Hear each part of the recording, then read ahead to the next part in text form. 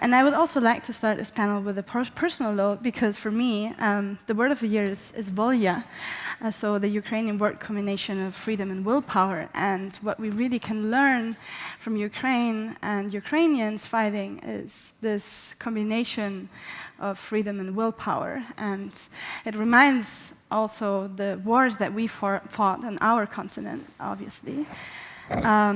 But going back to the topic of our panel, and also what Zelensky actually often mentioned also, is that we have to choose between freedom and fear in Ukraine. And Europeans sometimes have a lot of fear. We know that we are very engaged in Ukraine, but this is enough. What can we do in Western Europe? What can the rest of the continent, what can the Transatlantic Alliance do? And yes, let us speak about the present and the future of Ukraine, your great country. And without further introductory words, I would like to welcome our guests. And once again, for those who are joining us online, and also here in Munich in the America House, I extend my warmest welcome to Miss Ambassador of the Federal Republic of Germany in Kyiv, Anka Feldhusen.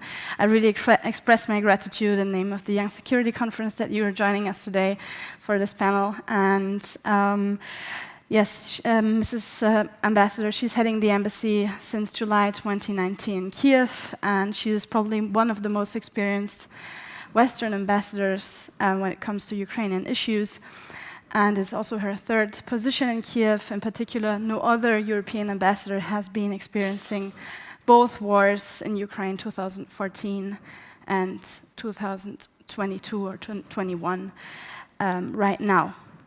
I also have the honor and pleasure to welcome Mustafa Dzhemilev here online. Hopefully we see him soon. So Mustafa Dzhemilev is a Ukrainian political and public figure from the Crimean Tatar region, one of the leaders of the Crimean Tatar national movement, representative of the indigenous people of Crimea. Above all, he is a human rights defender. He won a lot of different prizes for his engagement of the Tatar people. And he's also a dissident, and he was a political prisoner. He is also a member of the Ukrainian parliament since '98, and he also actually was expelled several times from the university for his political views and was convicted several times. He spent a total of 15 years in prisons, spending a lot of time in exile. He is also one of the founders of the Initiative for the Defense of Human Rights in the USSR, for the first civic organization of the Soviet human rights movement. Mustafa? Так. Hello, welcome. The floor is yours. Доброго дня. Шановні пане та панове, дорогі друзі, я щиро вдячний вам за те, що ви вирішили провести конференцію на цю тему про нинішнє та майбутнє України. Для нас дуже важливо, щоб тема України та нав'язана нам постійно війни постійно була в сфері уваги світової спільноти.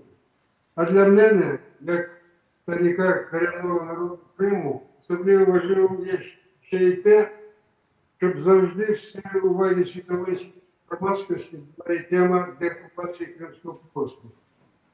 Для нашого народу це питання подальшого існування, розвитку або повної скарги світу, як цього хотіли Путін та його оточення.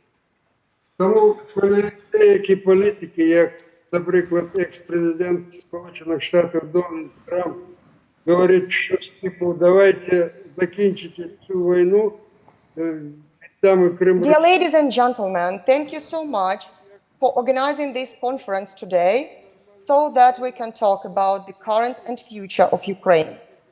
It is very important for us that the Ukraine's topic remains in the interest of the world society. It is especially important for me as the representative of the indigenous folk of the Crimea. As we expect the occupation of the Crimean Peninsula as soon as possible. For us, it is extremely important that the topic of the war remains actual, because otherwise Crimea can disappear from the world of the map. When we hear something like what the ex-president of the United States, Donald Trump, previously said, something like, let's give Crimea to Russia, for us it means something like, let's sacrifice Crimean Tatars for good trade relations with Russia. We believe this position is absolutely inappropriate and cannot be accepted by the Ukrainian society and the state. As previously, Ukraine rejected, according to the Budapest Memorandum, its nuclear weapons and destroyed its nuclear missiles in exchange with the guarantees of the other countries to defend our territorial integrity. Which means that if the Crimea and any other of Ukraine remains as part of the aggressor to achieve some illusionary peace, this will remain, and no international agreements have any legal power, and that everyone has to defend himself. This will be a motive for all the authoritarian states to think about further development of nuclear weapon in the world. I also hope that you understand, all the countries, and especially such countries as the communist China, they should understand that if they want to be mediators and stop the war at any cost, including the cost of the territory of Ukraine, this cost is absolutely inappropriate for Ukraine and will never be appropriate. When we talk about the post-war reconstruction, so this is the topic of our conference today. You know, we live in the situation where we every day see air missiles, we see air alerts, bombardings, we see people dying, including small children. We lack water, electricity, and connection. In such a situation, it's extremely difficult to think about any further post-reconstruction, because our main focus is at freeing the occupied territories, victory over the enemy, and bringing the criminal to criminal responsibility in this war. But we definitely see the future of Ukraine in the European family of nations. Our country, during the time of the fifth president, Petro Poroshenko, has accepted the amendment to the Constitution of Ukraine, where it was clearly mentioned that Ukraine aims at the Euro-Atlantic integration, at the entering the European Union, and that our defense relies on entering NATO. Let me remind you that the Revolution of Dignity started in 1913 and ended in 2014 with the runaway of President Yanukovych. And the main reason for this runaway, the main reason that President Yanukovych was not accepted by the society is because he refused to sign the association agreement of Ukraine and the European Union. So I definitely believe that no one can make Ukraine turn away from the Euro-Atlantic path. Thank you so much. Thank you so much, Mustafa. A huge applause from Munich in Germany to you. It ended with some positive notes. That was very important as well. And now I have the honor to introduce Lyudmila Dolgonovska. You hold actually a PhD in philosophy from the Taras National University in Kyiv, a master in history from Gogol State University. From July 2021 to March 23, you were advisor on strategic communications to the commander-in-chief of the armed forces in Ukraine. From June 2020 to July 2022, you were a senior specialist of the Strategic Communication Directorate at the Armed Forces. But before this, you were assistant at the Ukrainian Parliament in 2019, before you worked for the regional administration of one of the occupied territories in the Donbass. You were also head of the Strategic Communications Department and spokesperson to the head of the Luhansk Regional State Administration. Amazing CV and a huge honor and pleasure to have you here. Thank you so much for traveling to Munich. She had a long travel, a very difficult one as well. Thank you. Thank you, Amélie.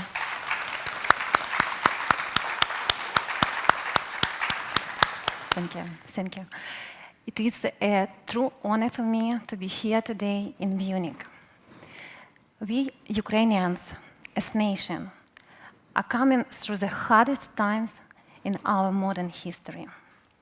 But we have never been more strong and resilient. Thanks everyone who supports Ukraine. This city, Munich, has a symbolic significance for European security. Two of the worst dictators in the world's history, Hitler and Putin, declared their aggressive plans here. The lessons learned are clear for everyone. You can't appease or negotiate with terrorists. Democracy has to be ready to protect itself with a tremendous force. Appeasement, silence, and delay with military aid have their price. And this price is human lives. There is no secure Europe without secure Ukraine. I would like to emphasize the ongoing Ukrainian-Russian war is not the armed conflict in Ukraine. No, it is a war between democracies and authoritarian regimes. If you think that it is not your war, you are wrong. If dignity, freedom, and humanity have a meaning for you.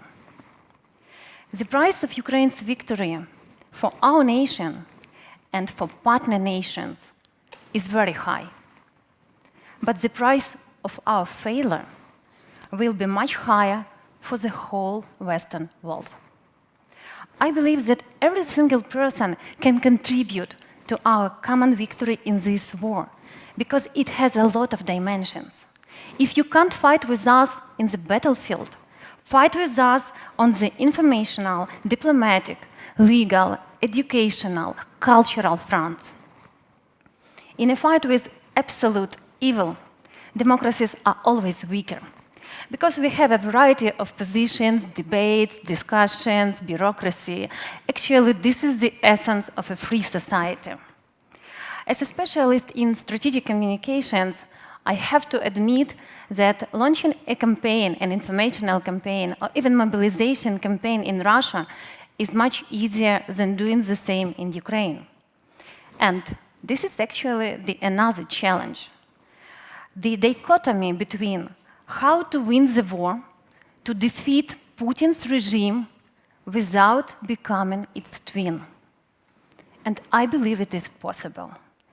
I believe that in a long-term perspective, democracies prevail. Gaining a consensus among multiple democracies is even more difficult, and this is another challenge.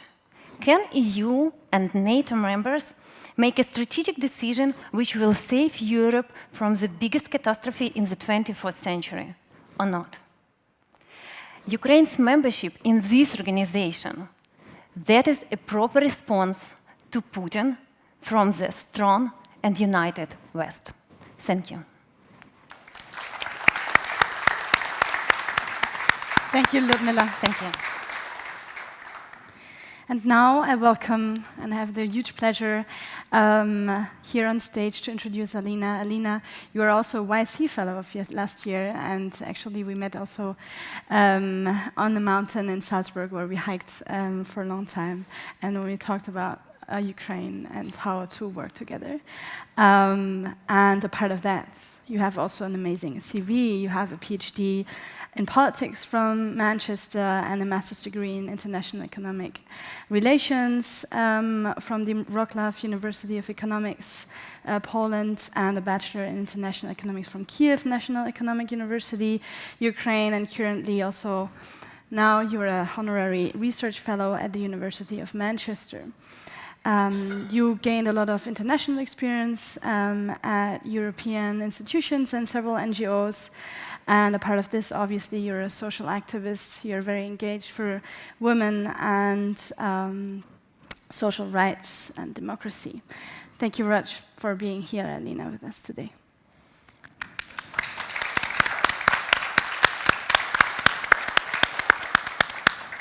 Thank you very much, Amélie, for introduction, and I'm very happy to be at this panel. And I'm also very happy that there is the whole Ukraine panel on Ukraine's future on this conference on security in Europe. And there is understanding that Ukraine is important for security in Europe. Unfortunately, this understanding came in very tragic times, that when Russia attacked Ukraine, then Europe understood that the situation in Ukraine, relations between Ukraine and Russia are core for security in Europe. Hopefully, in future, Ukraine will also contribute to peace and security in Europe, and hopefully when we win this war, then we'll have secure Europe and Ukraine part of this Europe. So talking about Ukraine's future, what's the topic of our panel, I would like to highlight one important thing, which also Mr. Dzhemilev mentioned, that for Ukrainians it's important to have the whole country back. And according to recent social polls, almost 90% of Ukrainians see Ukraine's victory only in full liberation of Ukraine, including Donbass and Crimea. So Europeans should understand this, that would be victory for Ukraine, and Ukrainians would not accept any compromise on that. After all these losses, after all these tragic situations which we got from this war, Ukrainians would not accept losing anything more because of Russian aggression. Also, another thing I would like to mention, that maybe there is also some misunderstanding in Europe, that the relevance of some of Ukrainian politicians, maybe Ukraine's president, but it's important that Ukrainians are fighting this war for their country, for European values, for democracy. Ukrainians are not fighting this war for Zelensky or someone else. Ukrainians are fighting for their freedom, for their values, and for their country, for their homes, and not for some politicians or oligarchs. And so how then the future of Ukraine would be a democratic country without corruption, with European values, and that's why Ukraine applied for European Union's membership. The future would be a united country, but with accepting of some regional differences, and we will talk later about some reintegration of occupied territories. That would be also a challenge, but it's already this huge, biggest threat to Ukraine's independence, which we got from Russia. It's already united Ukrainians, and Ukrainians from different regions are already understanding each other much better due to some migration within the country and due to this external threat. So Ukraine will be united after the war. And the future of Ukraine is with strong economy, with contribution into European economic development as well. And as already other speakers mentioned, Ukraine got its EU candidate status from European Union, and so also important role in Ukraine's future under construction is EU, and the EU could support Ukraine on its way to democracy, on its economic reconstruction and developing full respect for human rights and again, fighting corruption and building stable, economically prosperous Ukraine, which would be part of European security. Thank you.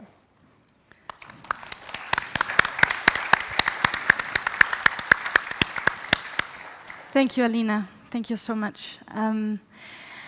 I have now this challenge of moderating this panel and try to cut our interventions after 2-3 minutes each time. It will be very difficult for me, but I will try. In any case, I would like to ask you all a first question. And I would like to begin with Mrs. Ambassador. From your perspective, what are the core obstacles regarding Ukraine's victory right now? Big question. That is a very difficult question, especially for a diplomat and not a military person. But from my point of view here in Kyiv, there are no real obstacles. There's the general situation. Ukraine is facing the Russian army that has proven to be much less efficient than we thought, but still is materially really well equipped, not in quality, but in quantity. Yeah. So our challenge now, as supporters of Ukraine, is to really get our arms and ammunition production accelerated so that we can not only give Ukraine new weapons, which we have done, but also enough ammunition to fight a war with them. I think for many of our countries, it was a real new insight to see how much ammunition you spend in a real war and not on a NATO exercise training field. We will have to help Ukraine with that. At the same time, Ukraine is very busy also rebooting its own arms industry, especially ammunition production. And I think this will be one of the biggest, on this will depend also the ongoing counter-offensive, which I think has already started in a way. Yeah. So first of all, there's really this military aspect where we can only help Ukraine and hope and pray that Ukrainians will surprise us again, as they did in the liberation of Kyiv region and other parts of Ukraine that Russia had already occupied. After that, I think it is the most important issue to keep unity among Ukraine's supporters. And in that, I mean, we are 15 months into this war, and I think we're very much united still. And I think there are also other countries who start thinking in a different way. Ukraine is doing a huge diplomatic effort towards India, towards China, towards Africa, towards Latin America. And I think at some point this will also bear fruit. So unity of the West will be one of the main foundations also for Ukraine to achieve victory. Thank you very much. I would like to ask Mustafa a related question regarding Crimea, regarding the deoccupation and reintegration of the territories. What is, from your perspective right now, a core obstacle?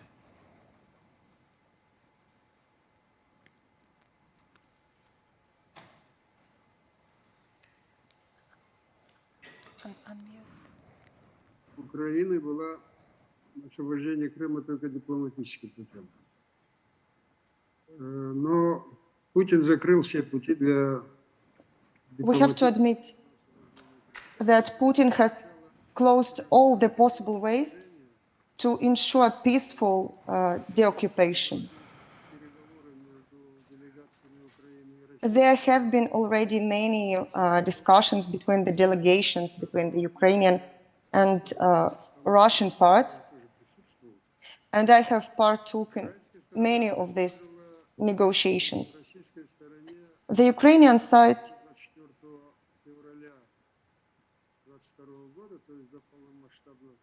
has already suggested before the big war to discuss how we can solve the issue of the Crimea and the occupied Donbass. And Ukraine promised in those negotiations to never use force, military force, to deoccupy Crimea in the next several years. But the answer was no, we don't want to discuss anything. The answer from Russia. Then, as you know, the war started, the big war. Yeah, we do understand that any type of military deoccupation would mean huge human losses.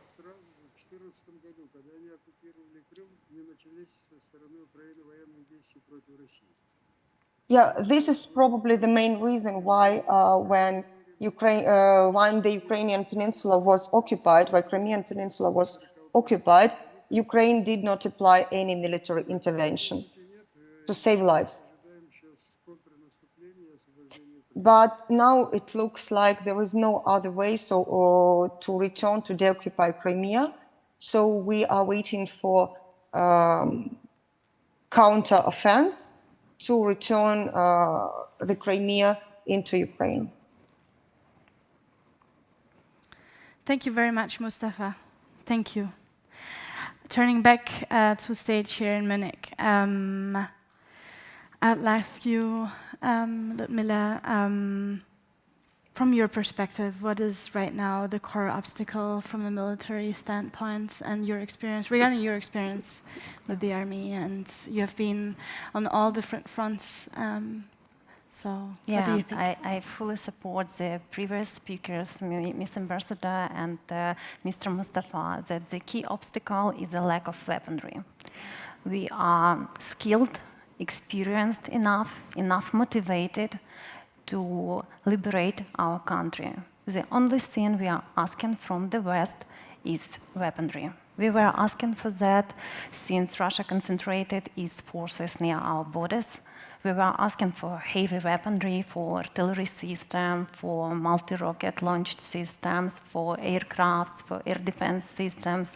We are begging now for DPICM, for F-16, for long-range missiles. So this is not to escalate the conflict. This is to save innocent lives. And regarding the latest developments of military support, do you think it is not enough right now? How do you perceive right now the type of support? Yes, we are grateful for every support. We are fully aware how difficult it is to gather all that from Western storages, to arrange logistics lines, to find the diplomatic consensus. We understand how difficult it is for Western countries, and we do really appreciate any support. But of course, it's not enough. You have to imagine the scale of this aggression. According to the intensity of the battalions, it's comparable to the World War I and World War II. The length of the front line since 24th of February became more than 2,500 kilometers. It's a land front line, and plus seaside, it is more than 1,200 kilometers. So more than 3,000 kilometers, this is the front line. It's a huge distance, and every meter has to be protected. And the whole territory is under missiles attacks. So this is a challenge. This is challenging, but I'm absolutely sure we can defeat Russia, but we need more weaponry. Okay.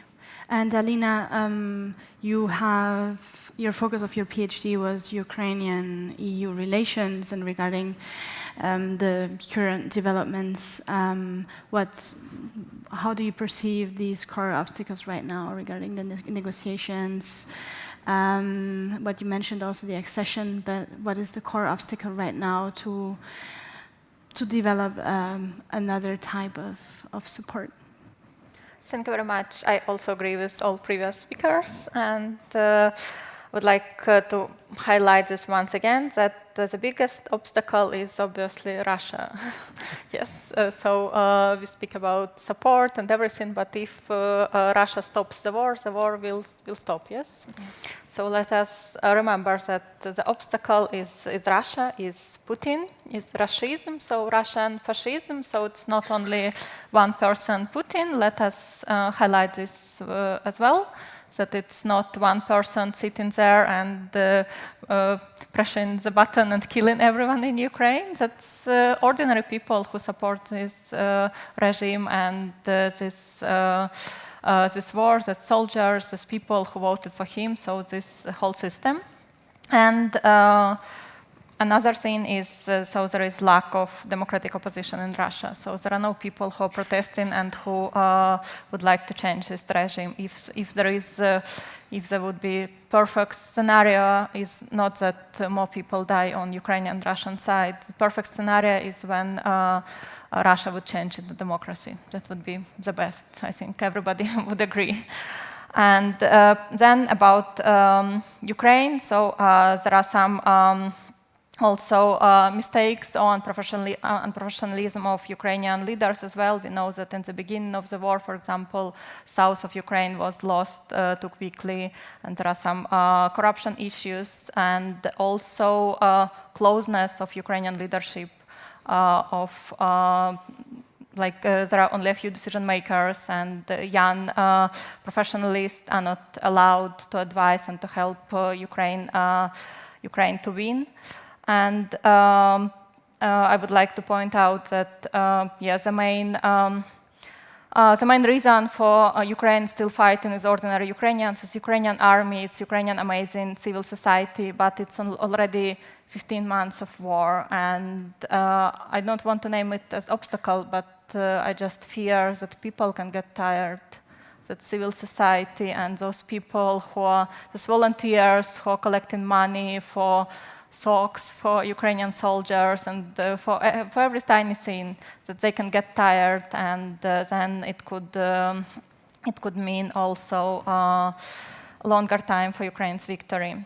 And let us mention the West, so it's slow decision making, as previous speakers mentioned. It's still not full support for Ukraine, so for counteroffensive, for full Ukraine's victory, we need much more support. And there is still some business with Russia, so Ukraine was asking for full stop of business with Russia. So there is such issues. Yeah, definitely. Thank you. Going back to the question of lack of support and the war continuing for such a long time, I would like to ask Ms. Ambassador regarding the German policy and the German engagement in Ukraine. If you could tell us some aspects regarding how the Ukrainian government and the Ukrainian people actually perceived the German support. Yeah, a difficult question, although things have much improved. Let me start with reminding you all that Germany really changed its politics more than any country. Yeah, this word Zeitenwende is, it is right that it has become the word of the year. Germany changed decades-long foreign policy with the Russian full-scale aggression on Ukraine on 24th of February, and it only took us 3 days. For Germany, that is very, very fast. But we're also, Germany, we like to do things properly, and reliably, and perhaps, yes, we are a huge bureaucracy. It did take us a long time until we started to implement the Zeitenwende in a way that really benefited Ukraine in its day-to-day struggle. But even there, already in June, we delivered Gepards to Ukraine that have been hugely helpful, especially also in air defense. Before that, and that was kind of one of my really matters of the heart. Since 2014, I had tried to get a field hospital, a really modern field hospital in Ukraine. It kind of took ages. It arrived in Ukraine in March 22 and was really helpful to treat the first wounded in this full-blown war. So yes, it was in the beginning slow, the implementation of the Zeitenwende, and you can imagine I got a lot of criticism as ambassador here. And I could understand the impatience, really. I also tried to again and again explain how Germany works, and I always said already then, you will see Germany will become Ukraine's most reliable partner again, and we are, as President Zelensky pointed out in Berlin, now the second biggest supporter of Ukraine in all spheres after the US. And I already mentioned it, the Bundestag has voted a military support program for the next 8 years. So Ukraine can actually really think what they need and decide with us what we can best provide from Germany. I'm a big fan of sharing the support. I think Germany has very strong points, and I think air defense and tanks are among the strong points. And we work very intensively with our partners to see what other countries can provide best. So this was a difficult year for me too, but it became hugely easier after our first IRIS-T system arrived in Ukraine in October 22. At the same time, and that's why I was so sure that we would become the most reliable partner again, we have been that partner not only since 2014, but even before, because there are so many human connections between Ukraine's society and the German society. Civil society engagement started after '86 already, when many German families received children victims of the Chernobyl disaster. And many of the first twin city ships between Ukrainian and German cities date from that period and the beginning of independent Ukraine in '91. And perhaps let me finish with this. The Ukrainian-German relations have gotten a huge boost with this full-blown war. Instead of 60 twin cities, we now have over 150. And these are active partnerships. The German cities help Ukrainian cities almost every day with stuff that they can get quickly here or just with capacity building. This said, I think our biggest problem was really not so much the material support. It was very often in communications, but we have been learning, and I think you can see from the last really successful visit of President Zelensky in Germany, and also from the many public statements that our Chancellor did in these last weeks, how far Germany has come. So, Lyudmila, what do you think? What do you think you perceive the war from a different angle? You're there, you see the developments and how the war is perceived, and how do you perceive the Western leadership on the ground? First of all, I will repeat once again that we are grateful for any support.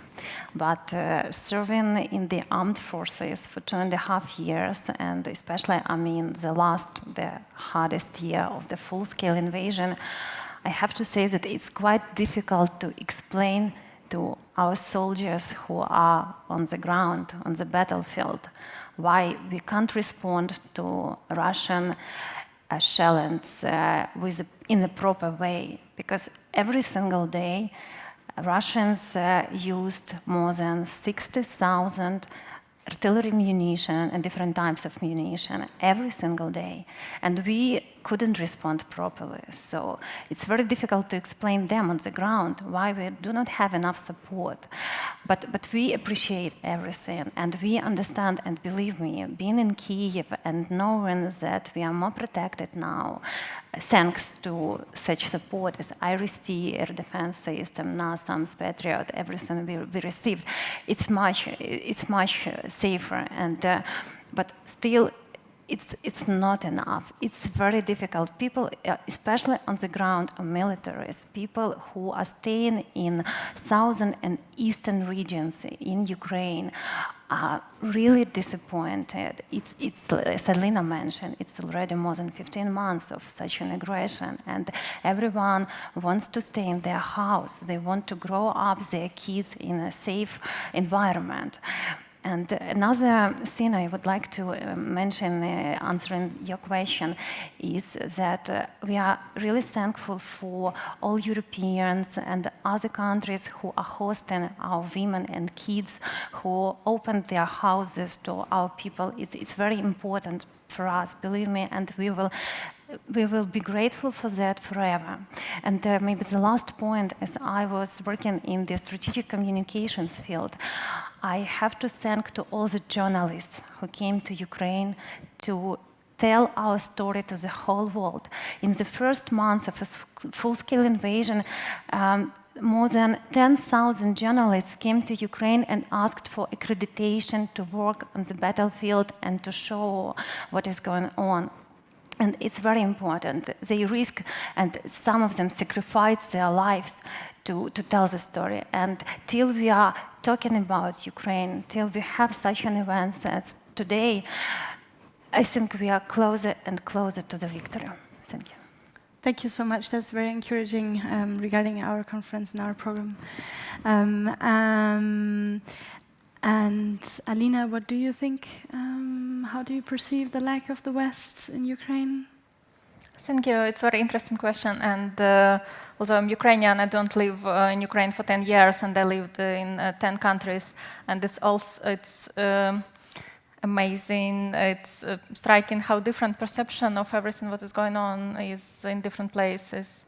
And when I worked in Brussels and before this full-scale invasion, so in Brussels it was just one of different kind of problems. And when you come to Ukraine, that's totally different. And I always feel this misperception, misunderstanding in our relationship.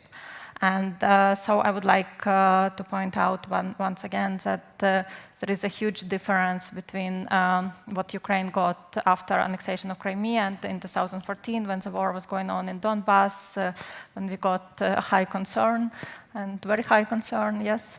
I mean, of course, there was some kind of support as well, but not that much. There is now we are getting tanks and fighting jets. It's just unbelievable. So there is huge difference, and yeah, very much very thankful, as already was mentioned. And as for perception, difference in perception now. In Ukraine, majority of people would say it's not a war between Ukraine and Russia. Ukrainians are fighting this war for every one of you. Ukrainians are fighting this war. They're protecting European Union. They're protecting NATO. And many in Europe would not agree with this. Maybe some people in Poland or in the Baltic states, they also have fears that if Ukraine fails, then Russia would attack them.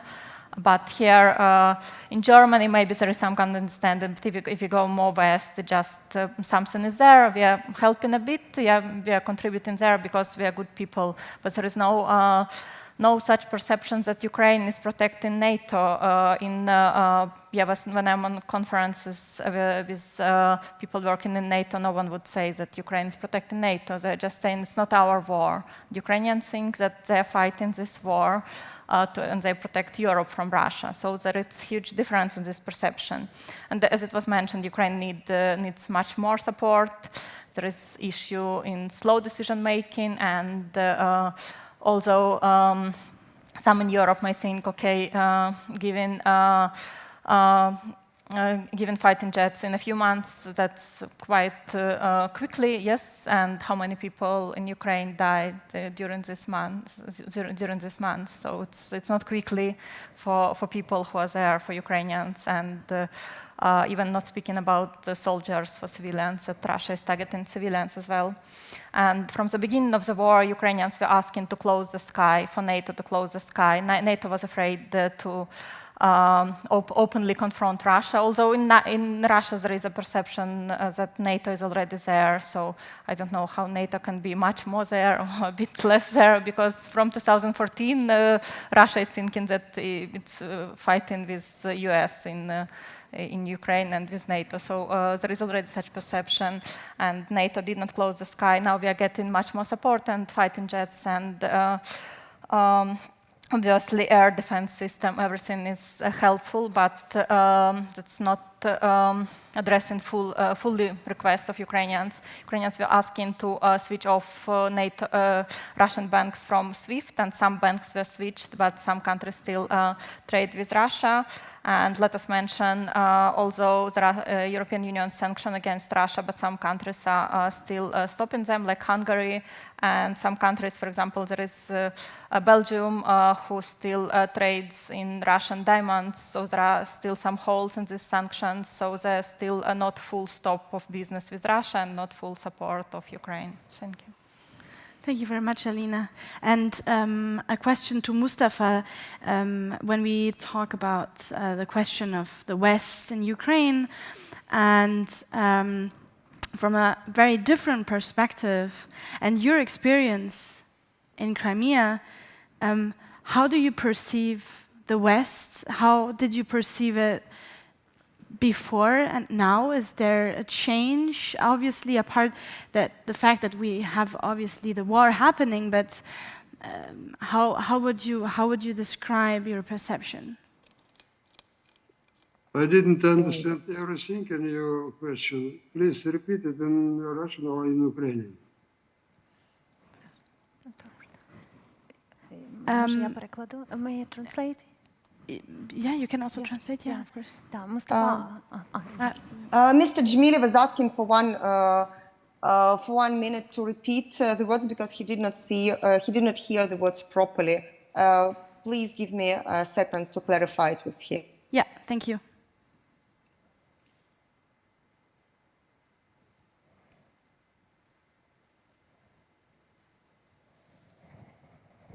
Repeat, please, question. Мустафа, питання в тому, враховуючи ваш досвід і бачення ситуації в Криму, як вами сприймається допомога Заходу? Чи є вона достатньою, чи є якесь непорозуміння цьому?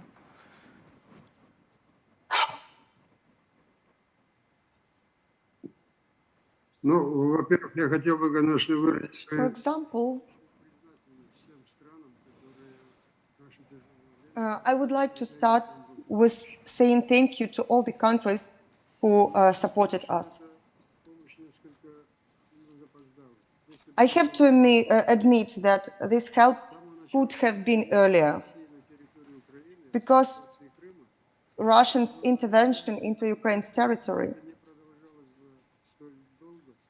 if there was a strong reply before, it had not lasted for so long.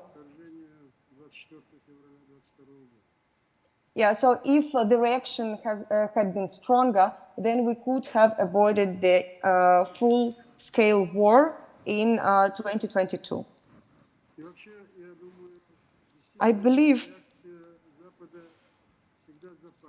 that Western's reaction is usually quite late. Yeah, I remember this Russia's intervention in Ukraine, like, or when it came about the Crimea, or the reaction was very moderate. If we had had strong Western's answer to occupation, then Russia would have not been able to continue its movement. Russia's army would not be able to continue its movement inside Ukraine. So what we have now, we are in a very difficult situation, extremely difficult situation.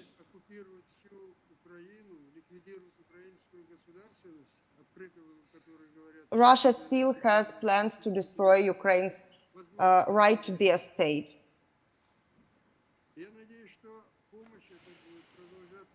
So I see now much bigger help from the West, and I hope that this help will continue. The Western help will be present further.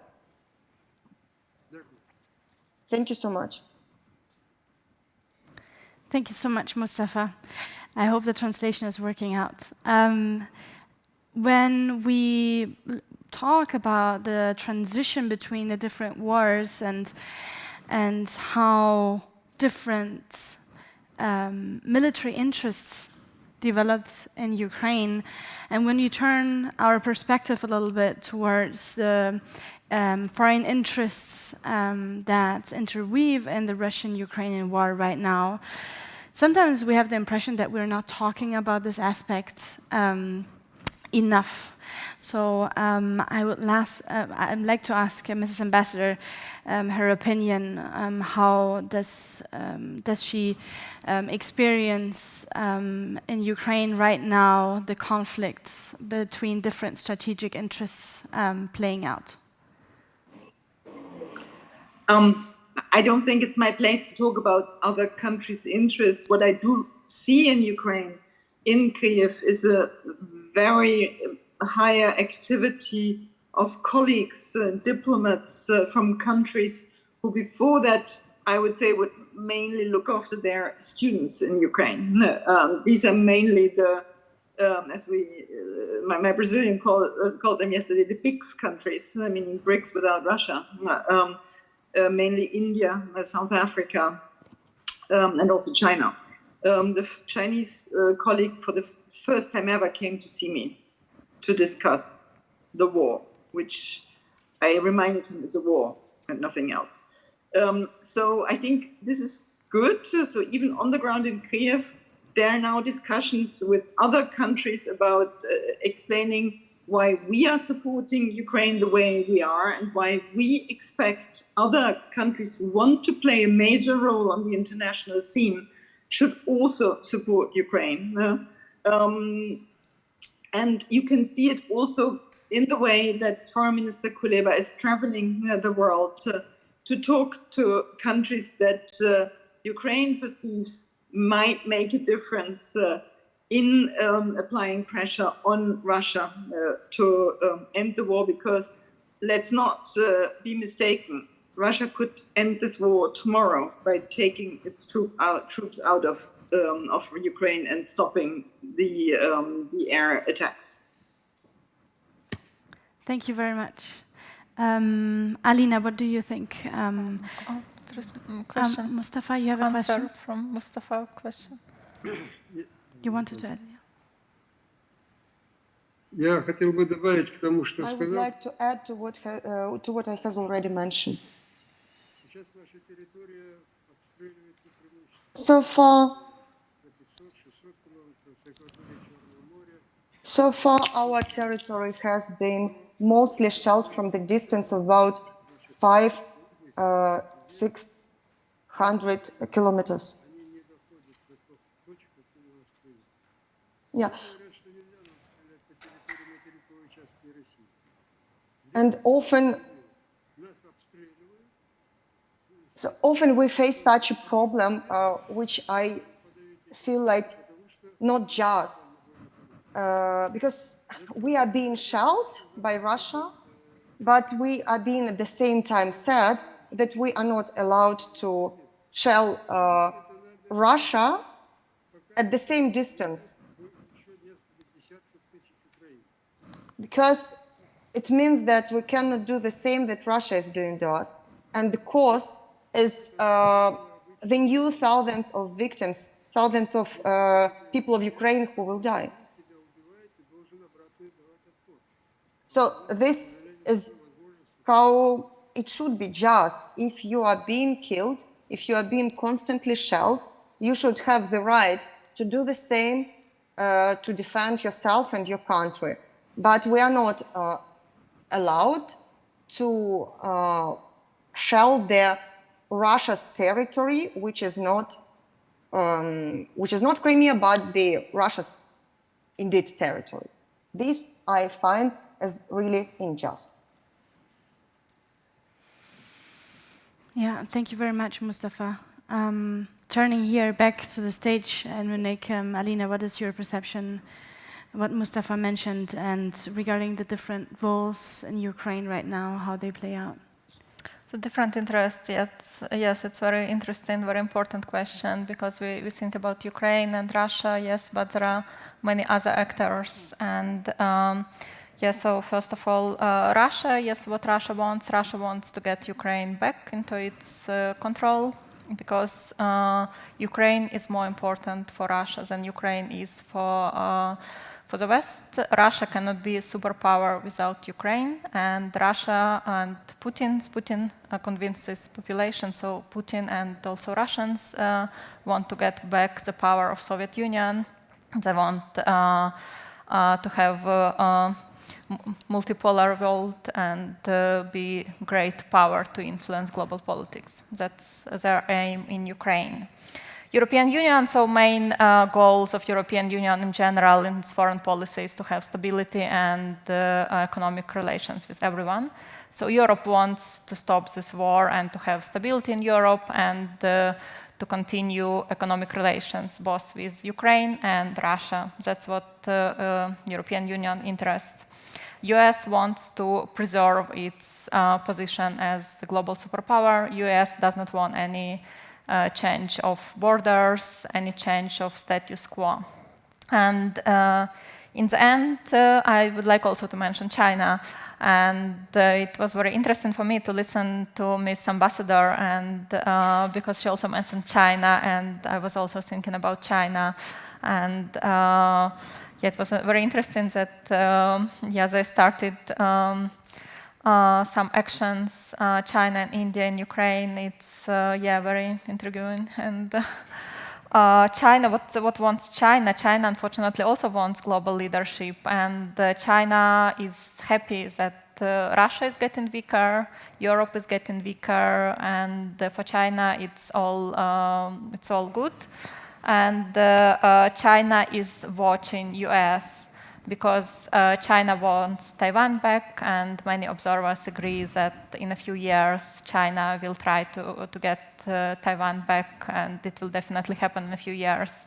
And US and the West response towards Russian aggression in Ukraine would define Chinese actions in Taiwan. So it's also interesting. And how do these different interests and roles play out in the military field? I would like to add to what Alina just mentioned, that really Putin wants Ukraine back, but the important detail is that Putin wants Ukraine without Ukrainians. This is what we have to keep in mind, and does not allow us to find compromise with Putin. There is no space for compromises.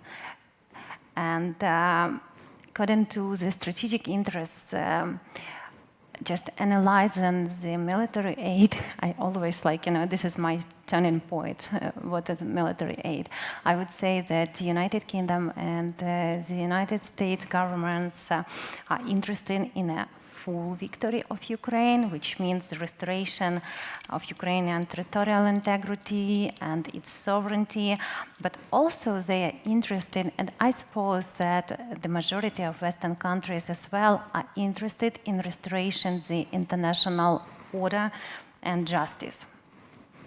I would say that our closest neighbors, Polish government and Baltic states, they are really helpful now, and they consider Ukraine as a shield to themselves. They know that if Ukraine fails, they are the next ones.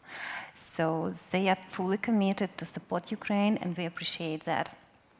I would also mention that some countries look like interested in frozen conflict on our territory, and that is really dangerous. And the last point I would like to say about the business interests. It looks like Western businesses are interested to invest in Ukraine, but as of now, we don't see capital investments, unfortunately. But we need it very much.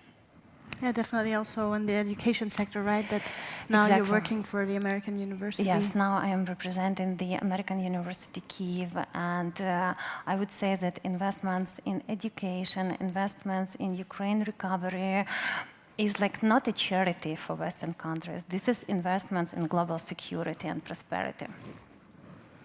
Yeah, definitely.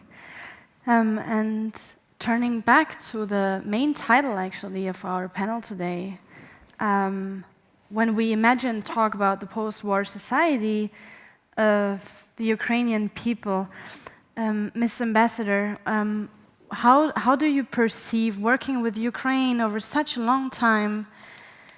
How do you perceive, if we talk about the future, how can you describe, if you think about this post-war scenario?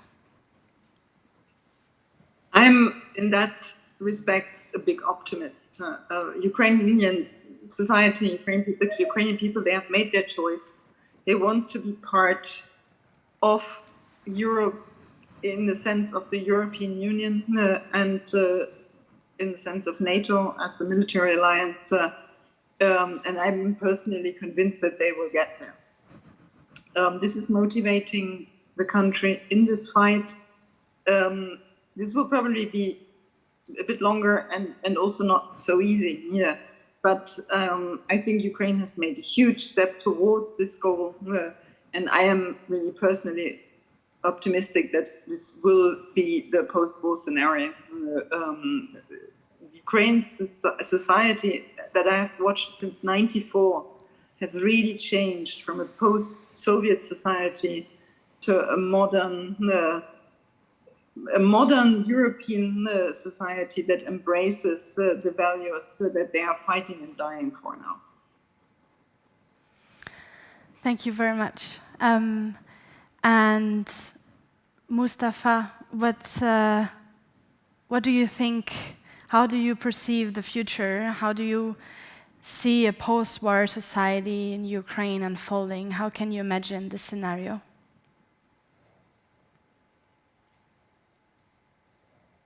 I'm afraid he can't hear me. Maybe Lyudmila can repeat it in Ukrainian, then he will hear. Of course.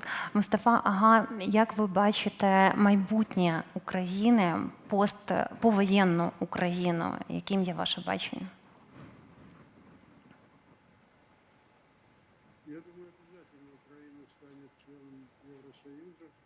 I do believe that Ukraine will definitely be a part of the European Union. I have already mentioned that already in 2013, we wanted this. And it did not happen only because of the decision of former President Yanukovych.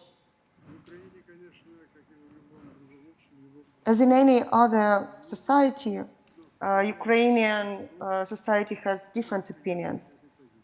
But the overwhelming majority wants exactly the EU integration of Ukraine. It is also mentioned in our constitution, so that this is the official way of Ukraine in the future. Yeah, and I hope that in this future, the rights of indigenous people will be properly protected. We are in close contact with President Zelensky as for the future change of the autonomy of the Crimean Republic. Because originally this autonomy was created basically as the so-called Russian autonomy. And this is not in line with the international law. So we hope that this will be changed. It will be a huge investment in Ukraine's security. But after the occupation and after the war, there will be a huge amount of work. Huge territories which were occupied by Russia, they will be mined. For example, part of Kherson Oblast in the south of Ukraine is full of mines. what Russians do, they even mine the dead people, so that the new people who come to help also die.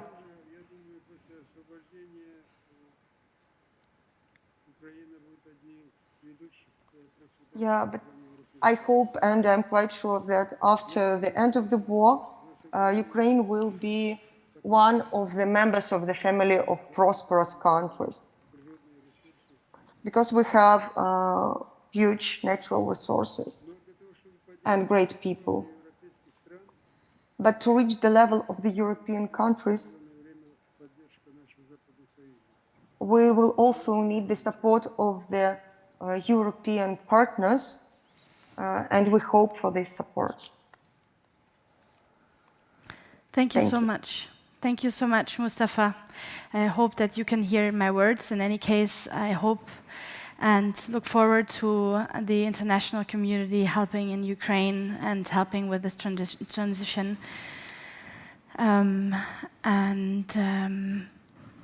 Thinking about the transition and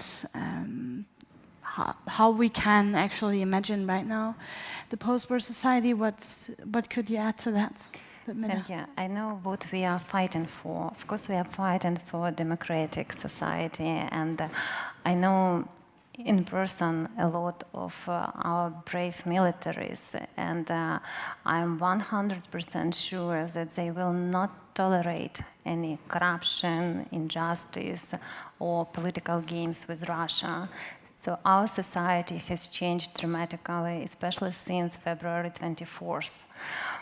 I think it's a new Ukraine, Ukraine who is brave enough to protect itself, and it's brave enough to build the European country.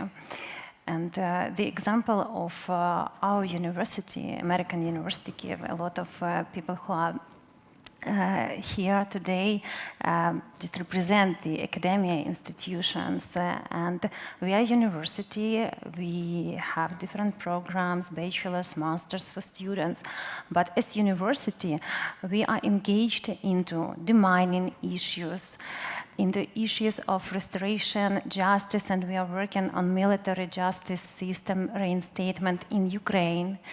We are cooperating with Georgetown University in war crimes investigations.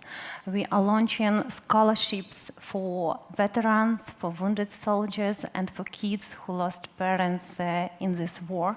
So we are doing much more than originally any university is doing, because it's challenging. And believe me, we are just an example. Almost every Ukrainian as a person and representing some institutions, business, etc., they are doing like tremendous efforts, more than we can believe we can do actually, because we are fully committed to our prosperous future. Thank you very much. Thank you, Lyudmila. We have unfortunately only 7 minutes left for our conversation. I already encourage everybody here in Munich to prepare some questions. Alina, post-war society transition, what do you think? Thank you. Yeah, I agree with everything that was said. Ukraine is fighting for democratic society without corruption, with respect for human rights and for united countries. That's the most important. And currently, since we have wars, there is some kind of democracy backslide in Ukraine. As you know, there is censorship on media and some other issues. So it's very important that Ukrainians are not afraid to tell the truth and to provide constructive criticism and offer help for Ukrainian government in so that we unite all our efforts against this foreign aggressor. And there are some people who are not afraid. I would like to mention General Krivonos, who has a huge experience, and he's criticizing some of decisions of the government, but he's always offering his ways of doing things better. So hopefully Ukrainian government will take this help, and then Ukraine will get victory faster. Ukrainian diaspora also can help Ukraine to build the democratic institutions and to help Ukraine to win this war. quicker. And returning to the West, so a lot of support now comes to Ukraine. And let us mention that since Ukraine is a EU candidate member country, Europe can help Ukraine in adaptation for these legal requirements, with consultancy support, with building democratic institutions and fighting corruption, and all this, yes, consultancy support is also needed for Ukraine. And yes, to mention once again, corruption, it's very important that this support which goes to Ukraine, that it goes into right direction, into supporting Ukraine. And already for years, talking with European politicians, I always say, please do not give money for villas of Ukrainian oligarchs. Please do not do this. Please support Ukrainians. Please support Ukrainian civil society, work with some trustful organizations. And I know for European Union has its issue, it gives the same way some money to Africa, and then everybody feels good. But yeah, you need to make some effort and to develop better surveillance where this help goes. And so please help Ukrainians and the country to build democracy. There is some possibilities of cooperation, education, in business, as already was mentioned, and this international experience and international cooperation is also very important. And maybe the last thing, many Ukrainians now are in other countries, and for them to come back to Ukraine, there should be clear rules of the game in business. There should be opportunities for education also, so that students stay in Ukraine and don't go abroad. So the way how Ukraine will develop, how the government will develop possibilities in Ukraine, that will depend on whether people come back and stay in Ukraine and rebuild Ukraine, or whether they will stay in other countries. So it's important to have a strong economy without corruption, with possibilities for development in Ukraine. Yeah, thank you very much. And let us hope that we can all together support the institutions in a democratic and liberal way in Ukraine, so that we can make this happen as soon as possible. I also would like to encourage everybody online to use Slido. We can also use Slido for questions online. Please send them now, because unfortunately it's already our last round of questions now. That I would like I would also like to conclude and wrap up a little bit many things that we heard in this question. We already mentioned also NATO and EU membership. It's a big question. We don't have enough time to detail this, unfortunately. Within the broader framework of the security settings right now and the security framework, how do you all see Europe in 5 to 10 years? I would like to address this question to Ms. Ambassador first. How does she see Europe in 5 to 10 years from her diplomatic experience? I already said it's difficult to find compromises between so many countries, but then in the end they are more reliable. I am a convinced European, and I think Europe in 5 to 10 years will be stronger with a new member, Ukraine, but also probably with different structures, because the way this consensus building is working now, we can see it. This is sometimes very, very long, and it gives individual countries possibilities for blackmail. So we will need to work on the European Union project from the inside too. We're not only enlarging it. The European Union has always been a work in progress. I mean, I basically grew up with the European Union developing, and it has sometimes been long and tedious, but I think it was always a step forward and a step in the right direction. So yeah, in 5 to 10 years with Ukraine, and stronger, and very probably also more focused on the military side of the military cooperation with NATO, because the Russian invasion, the full-scale invasion last year on Ukraine, has been a wake-up call for the European Union that this wonderful period that in Germany we call the period of the peace dividend is over. The risks for our security have become very concrete too, and we will need to address them. Thank you very much. Maybe you translate it again for Mustafa if he didn't hear the question, I think. Okay.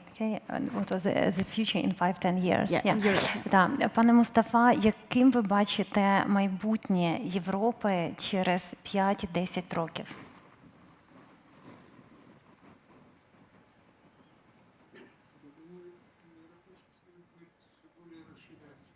I believe the European Union will more and more increase, so there will be new members. I believe that after the war, the Russian Federation will be much weaker. Many nations which are now under the power of this empire will want freedom, and I believe that this aspiration for freedom should be supported by the international community. If the empire stops its existence, which blackmails the whole world with the nuclear power, this will positively influence the world atmosphere, how the world is perceived. It will also save a lot of money, which is currently spent for weaponry. And this will also help increase the level, the living standard for many people. So all this should come after the end of the war. I'm almost sure that the war will bring the end to Putin's regime.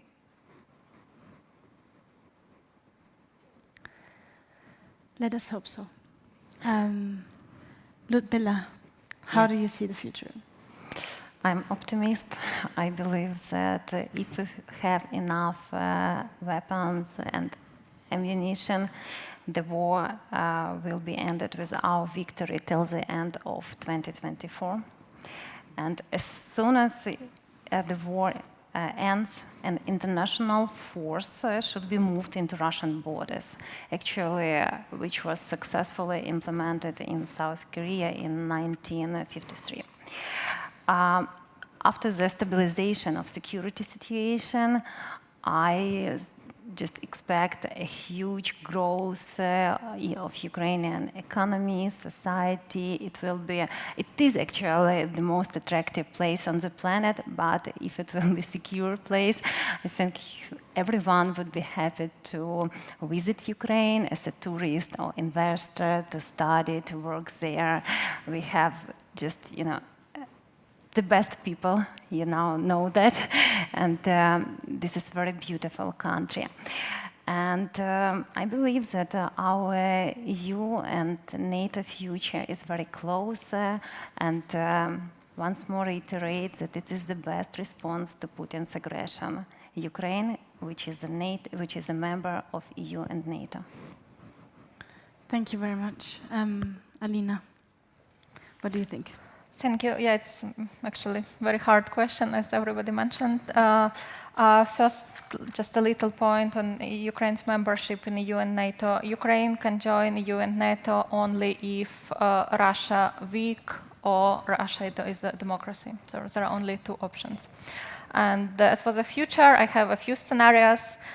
First one is perfect scenario. So you have democratic Russia, and Ukraine's member of EU, maybe Russia is member of EU, or maybe everyone's member of NATO, and everything's good. But that's not possible in the next years, because It's important also for the West to understand that for Ukraine-Russia reconciliation, it will take decades. Even if Russia, surprisingly, democracy the next day, still it will take decades for Ukrainian and Russian people for their reconciliation. And then it's not so possible to make Russia a democracy, even if Putin disappears, even if Russian elite disappears, because there is totalitarian mindset of Russians. So it will take some time as well. So that's not very possible. Then we have good scenario. So when the West had discrete relations with Russia, it's not a friend yet, but still some cooperation going on, and a strong democratic Ukraine with strong economy. European Union is also well-connected, innovative. European Union is a leader in sustainable development, in green energy. European Union has strong army. Europe is less dependent on US and on China. That's a good scenario. Then I have a regular scenario. We have weak Russia. Either democracy or not, we have weak Russia, and we have same situation in European Union. So European Union is not weaker or stronger. It's holding its current position in the world. And slow development of slow rebirth of Ukraine, and Europe is still dependent on US. And I don't want to mention bad scenarios. I just hope that we can unite and that we can all together fight for more secure and more prosperous and united Europe for every one of us. Thank you. Thank you very much. With these last hopeful words, I open the floor to everybody here to raise some questions to our distinguished guests and speakers. So, yeah, please. Yes, not you will get the microphone in 1 second. Microphone, test, coming. And online, if we have someone online. Yeah, I have the...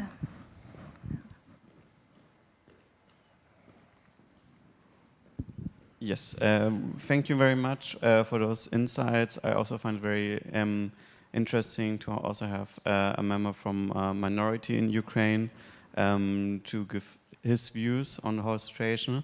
My question would be, after the war and after hopefully a clear and decisive victory by Ukraine, what will be the biggest obstacle to join the EU? Like, is it fighting corruption? Is it fighting the injustices against minorities in Ukraine, or the economic situation? What will be the biggest obstacle that the Ukraine has to face? And on a more positive note, what you will personally do after Ukraine victory? Very nice question. Let's maybe collect a second question. You will go to Ukraine after the victory. Thank you so much for this panel. It's really an honor to have such distinguished guests. And my question is not so forward-looking, it's more about lessons learned from the war, which can be a good introspection for other countries within the region. And so my question is, picking up on what Mustafa said about why why Ukraine didn't join the EU in 2015. I was wondering, what could the international community have done in 2014 to prevent the war from exploding now in 2022? So what could have been done differently?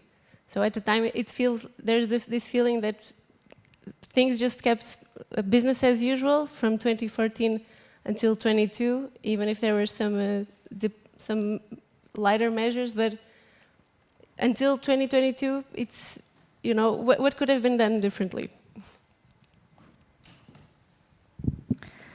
Mrs. Ambassador, do you want to maybe reply to the question regarding the EU obstacles?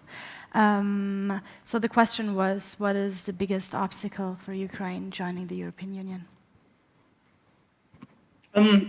Once Ukraine has won this war, of course, all the issues that have always existed will in a way come back, even though I agree with the other panelists that the Ukrainian society has changed. It's much less tolerant with issues like corruption.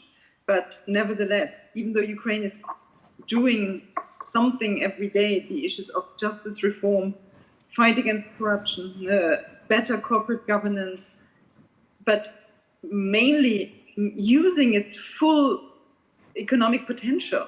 I came in '94 to Ukraine with a study of Deutsche Bank that said Ukraine will be the most prosperous country in about 20 years, 15 to 20 years, because the potential is so high. But Ukraine has never used this potential because of a lot of domestic issues, vested interests, the remnant of Soviet of a Soviet upbringing for many people.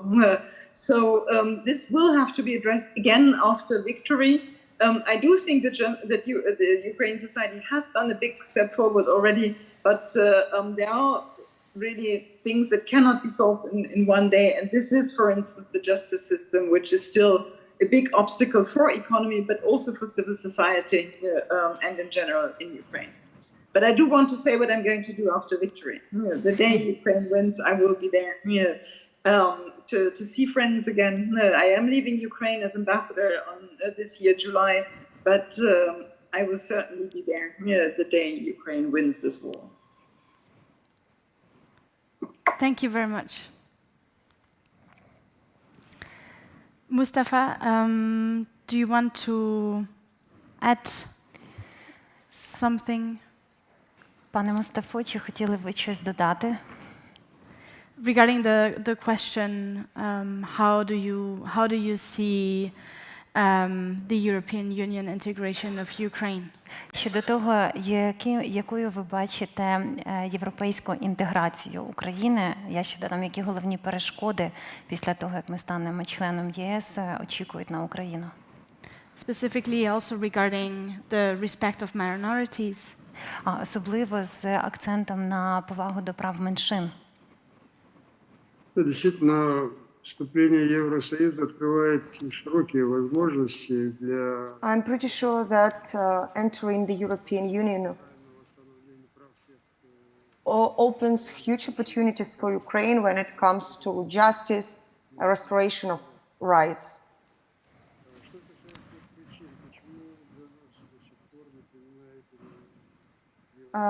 Why we are not still in the European Union? I think the key reason is corruption.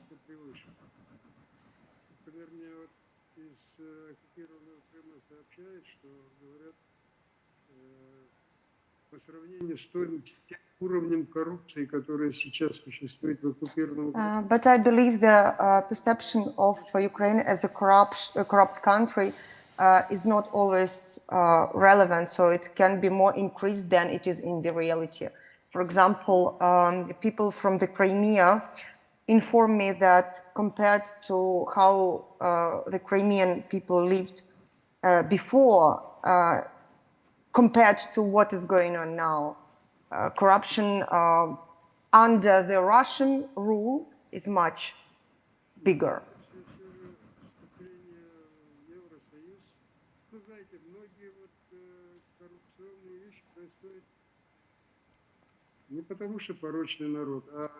Many corrupt cases take place not because the nation is corrupt, but because the nation is armed, poor. I took part in some committees for anti-corruption policy during the times of Petro Poroshenko.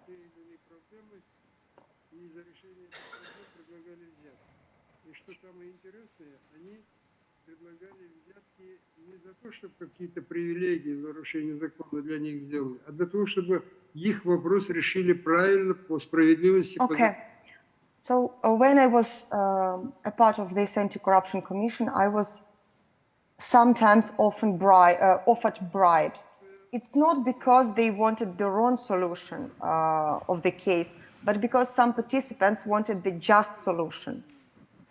And they still suggested bribes.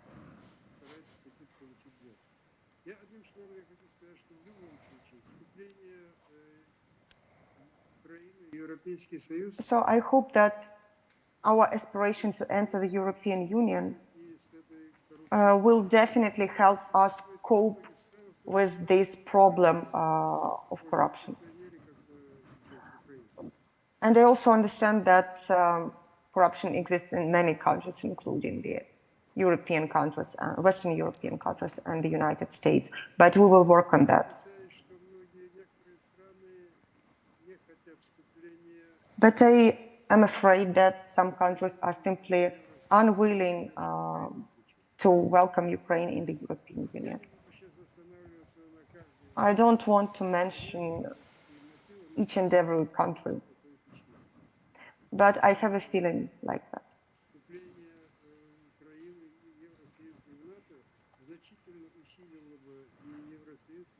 I'm quite sure that entering the European Union and NATO by Ukraine would significantly strengthen both stability of the European Union and NATO. Thank you very much, Mustafa. Thank you for this insight. Lyudmila, would you like to reply to the same question or also to the lessons learned question? Of course. I would like to add to previous speakers that from my perspective, one of the main obstacles after our EU integration is actually weak institutions in Ukraine.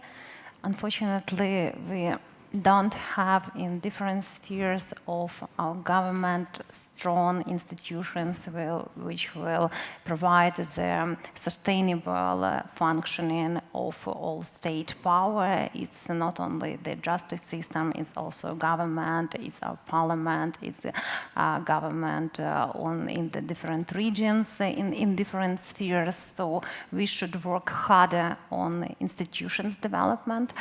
And I would also say that we have a problem and superpower simultaneously. This is our veterans.